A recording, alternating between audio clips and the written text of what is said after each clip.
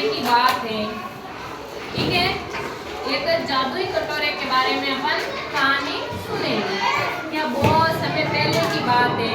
उस समय क्या होता था, राजा महाराजा होते थे और हमारे गरीब जो किसान लोग होते थे वो क्या होते थे, बहुत गरीब लोग होते थे। क्या होते थे, गरीब होते थे। मैं क्या बोल रही हूँ, वो गरीब होते थे। उसके लिए खाने पीने या रहने पहनने के लिए कपड़े नहीं होते थे। पुराने समय में बेटा हमारे पास खाना भी नहीं मिलता था।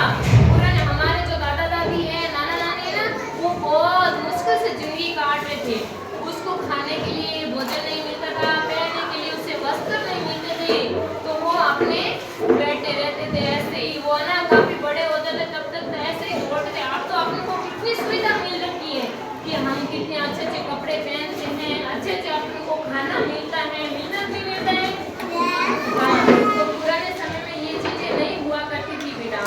तो एक गरीब घर का लड़का था, वो कहीं घूमता फिरता था, उसे खाने के लिए रोटी नहीं मिल रही थी। तो वो कहीं एक राजा महाराजा के घर जाता है, वो उनसे खाना मांगते हैं और वो खाना खाता है। और उस खाने तो बेटा उसे ना मांगने पर भी कोई रोटी देते नहीं थे लोग, कि बोलते हैं कि ये कुछ करेगा या ऐसा ऐसा हो जाता है। तो वो क्या करते थे, उनको बेचारे को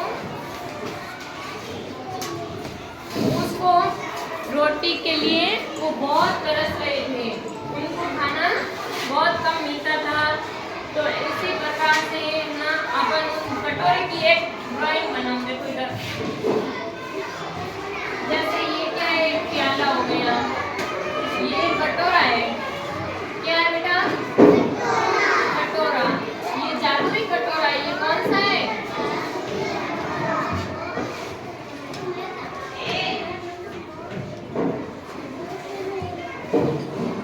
ये क्या है, जादुई कटोरा है। क्या है, जादुई कटोरा। तो इसी प्रकार से वो क्या कर रहे थे, अपना भोजन ग्रहण कर रहे थे।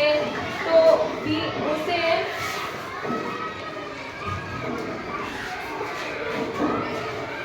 तो बेटा ये ना जादू, इस कटोरे के अंदर क्या होता था, जादू होता था।